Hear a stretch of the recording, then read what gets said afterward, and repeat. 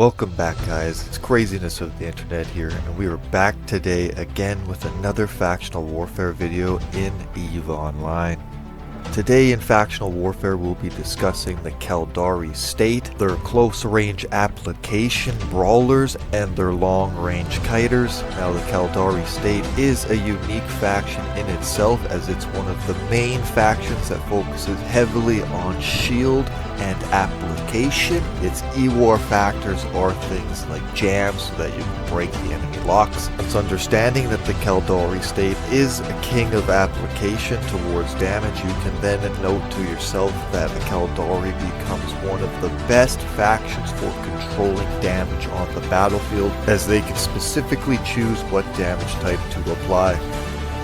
Alright you guys, today we'll be looking at the Caldari state's supporting destroyers, remembering you guys that each faction has a specific role in the game compared to others, reminding ourselves that the Galente and the Minmatar factions are best suited for solo and small gang, where the Caldari and the Amar factions will shine best in fleet formation, and also reminding ourselves, you guys, that the Caldari state is one of the factions that utilizes when it comes to tank, best shield, and armor repping. Yes, there is some Minmatar ships that we'll get into later that can utilize this aspect as well, but when it comes to all of the factions in the game, the Caldari state is the one that will utilize it the most and can use it the best. So when you look at the ship skills over here, you guys, you can see that you do get 5% bonus to kinetic light missile and rocket damage, and you do get 10% bonus to your rocket and your light missile explosion velocity, and the roll bonus is super powerful, as you do get 50% bonus on top of your other 50% bonus at max skill level, giving you 100%. So to understand how to utilize that capability of the range given to you by the Korax, you understand that when it comes to the Caldari state and them being the kings of controlling the battlefield with the type of damage type that they want to apply, and the fact that they are the kings of application, you start to realize that all of the other vessels, when it comes into the small gang brethren, and you start to see small gang and fleet players engage, you can see that when the tackle ships belonging to the Caldari state are the frigate class and they're pinning down the enemy, the Corax can lay down some heavy fire and suppress off anything that is in range when it comes to the brawling and close-up capabilities of all of the small vessel ships, because in order to control any of the ships when it comes to small vessel PvP, it is best to do it with a scram kiting vessel. And if you guys don't know what a scram kiting vessel is, what that means is it's usually an afterburner fit vessel with 2 webs and a scram. That way they are pinning down any micro warp drive opponent and any opponent that has an AB and a web, and they are still able to pull range on them because they have the boosts in speed and the ability to control it with the scram kite builds. So understanding that the power of the Korax and the range from it allows it to sit steadily and lay down some heavy fire on any player trying to agree to that approach of style of gameplay, and any style of ships trying to lock down any of the application control ships that belong to the Caldari from long range. Long story short, with anything that comes close to this vessel, it starts chewing them up with its rocket barrages. That is why when you look at the Korax, it is such a heavy style based ship, as it's a big thick boy, because it's meant to drive in slow and lay in support for its frigates, as its main goal and design is to destroy frigates. That's why their name is a destroyer, hence they're to search and destroy the target frigate class vessels. Now I understand a lot of players in EVE Online sometimes want to go the route of what they would call an even fight, where they would say, I want to pit my destroyer versus your destroyer, but in EVE Online every single ship is situational, and no ships should be compared to each other in my personal perspective view of the game, as the game is about upshipping and upscaling into a cascaded effect, and then downshipping and downscaling into the traversal of the weapons of the upscaled class. So to be able to search out and find what you would call an even fight is something that is very hard and most likely will never be found in EVE Online. Yes, you could say that we specifically had a fight, me and this pilot, of these same ships in the same class, and it was a good fight, but in the end, if you utilize the full capabilities of building a ship for what it can be maxed out as per style of the ship, then it just is sadly that certain ships in that same class will outclass other ships, and it just is that way. So finding the true even battle in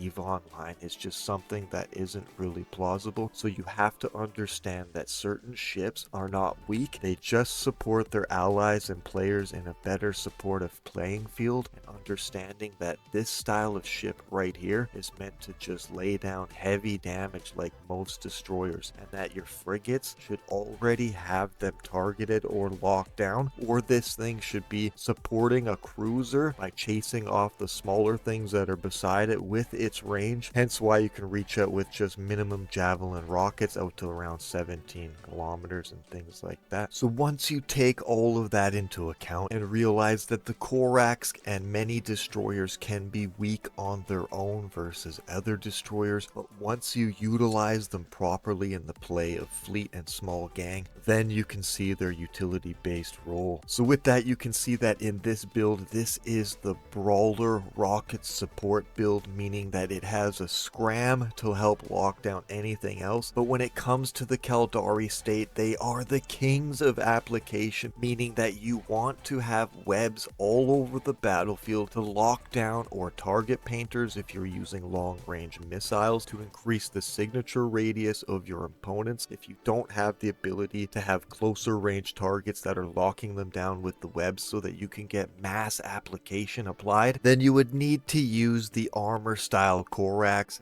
because that one would have two style of webs, which we'll get into in a moment. When it comes to this build right here, you guys, we are using 7 rocket launcher 2s, and always, you guys, we do have the alpha and new character friendly builds on the screen on the left right here. Alright, you guys, so you can see that in this build right here, we are using 7 rocket launcher 2s. Now the reason why is we just want to lay down some heavy firepower for our comrades as fast as possible. So for a few moments, to be able to withstand the barrage of a few incoming frigates, we do have a medium ancillary shield booster, and we combined that with the small ancillary armor repair. Now combining the small ancillary armor repair with the medium ancillary shield booster allows you to have bleed effect on your shield, knowing that it can be saved once you bleed a little bit into your armor, and then rep again with your shield booster, and then knowing your ancillary armor repairer will repair the bleed effects that you just allowed in from your shield booster, and then allows you to catch it again. So understanding to utilize it in that effective an aspect becomes very powerful, and reminding yourself that your only goal here is to just destroy the frigates as fast as possible,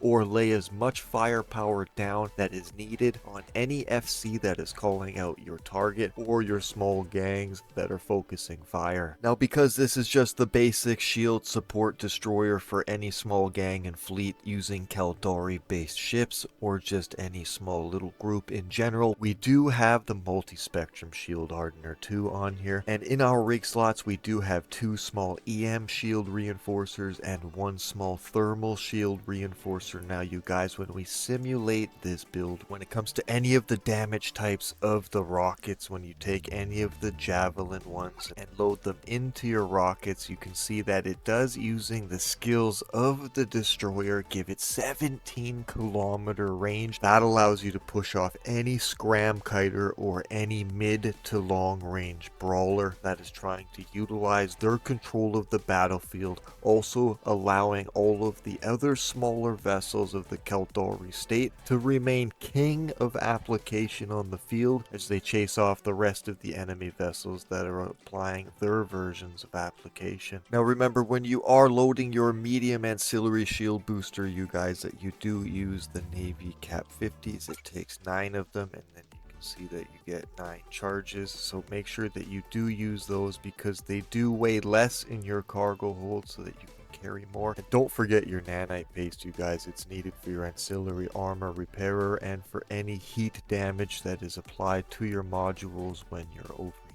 Alright, you guys, so you can see that when it comes to the dual ancillary shield brawler for the Korax and the Caldari state, that it is good at supporting its small brethren allies with heavy firepower, and it can itself absorb super fast barrages with its medium ancillary shield booster and its small ancillary armor repairer, combining them both at the right time. But other than that, it should do what is needed when you want to apply that DPS with Caldari. But if you are looking for more application control on the battlefield with your destroyers, then you would want to use ones like this. Alright, you guys, with this build we are going with the same idea of damage based application with the rocket launcher 2s. In this one here we do have 2 enduring stasis web of fire, you guys, and we are rolling here in an armor version. So we got the 400 rolled tungsten compact plate, and we're applying as much armor buff as we can using our Trimark armor pumps in our rig slot, combining those with the 400 tungsten plate to get as much hit points as possible. And by utilizing the armor version of the Korax, we're able to get on 2 of those web of fires that allows us to control the battlefield with our application. And as an example, you guys, if there was a frigate on the field that had a web or 2 webs, or maybe there was 2 frigates and this thing landed and you have like 3 to 5 webs on it, you're just basically gonna get deleted and there's nothing you can do. That's why the Caldari state ships work best in fleet formations, as they can lock down and apply as a group to their targets very well. And remember, you guys, we always do have the alpha and new player build right there that you guys can check out for yourselves. Now if we simulate this build right here, you guys, we can see that we do have 3,517 hit points, just under 10,000 EHP, which is a good amount of EHP for a destroyer,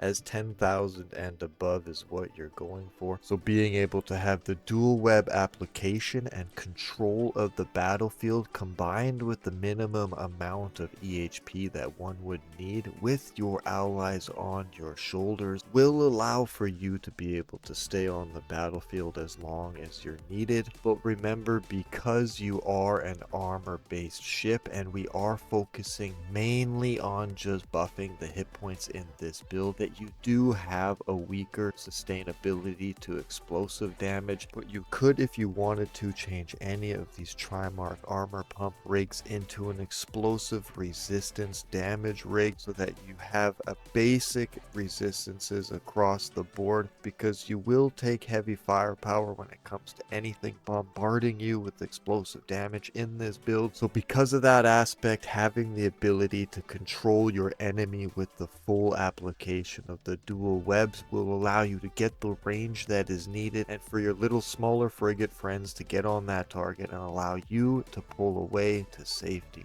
Now that you've seen 2 of those style of ships and what they can do and how they can help you and your friends gain and achieve victory on the battlefield against your opponents, but there is another build, and it's the missile kite build, and show you guys that one now. Comes to the kiting version of the Corax. It is a little slower than some of the other destroyers when you're talking about speed and things like that, but this destroyer does something that the other ones do not. It has the ability to apply a volley of over 1,000 hit point damage before taking into account of the enemy's resistances. So when it comes to smaller base ships and frigate sized vessels, taking a volley that size is pretty substantial,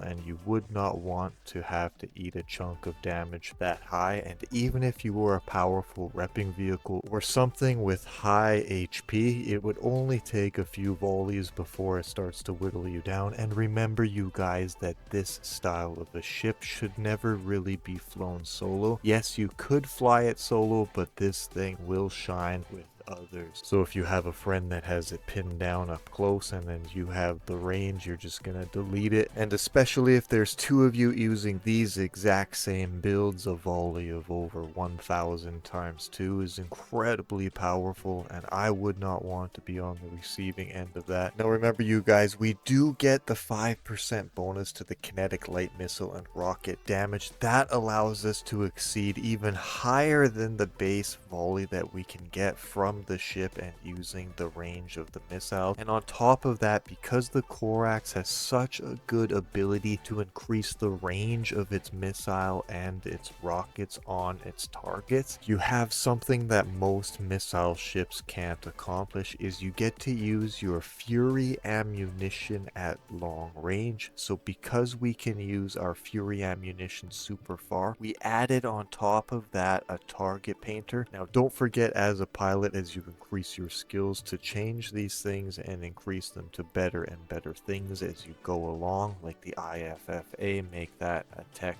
2 and so forth. So increasing the enemy target's signature radius by 26 to 30% on top of having the volley of the missiles come in guarantees us a chance of possibly getting a critical hit and maybe even destroying that small vessel on the first volley with our brevrens. So because of things like that, if you are being locked up at long range from the Koraxes, you do need to take that into account and be ready to possibly warp off or get deleted, because these things are incredibly strong. And in our rig slot, you guys, we did add a small bay loading accelerator. What that is going to do is allow us to shoot even faster with our volleys of missiles by getting them out of our loading bays even quicker. Now we do need to add a small ancillary current router because a lot of our modules that we are using currently on this build are power grid heavy, so that does help us in that aspect. Some players, and even yourselves watching this video, may need also to use a power grid implant, but you shouldn't need anything more than the 1 or 2%, and